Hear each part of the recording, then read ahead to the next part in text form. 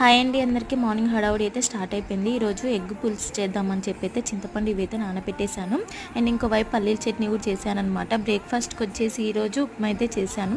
అందువల్ల ఇక పల్లీల చట్నీ కూడా చేశాను, చాలా టేస్టీగా ఉంటుందని. ఇదంతా పూర్తి అయిపోయాక ఇంకోవైపు అయితే వైట్ రైస్ కూడా పెట్టేశాను అనమాట.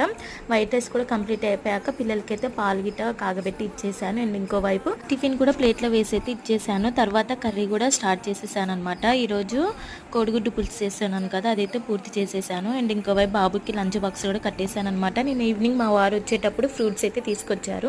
కివీస్ తీసుకొస్తే కివీస్ కావాలని ఏడిస్తే అదైతే కట్ చేసేసి స్నాక్స్ బాక్స్ కింద అయితే పెట్టేశాను అనమాట.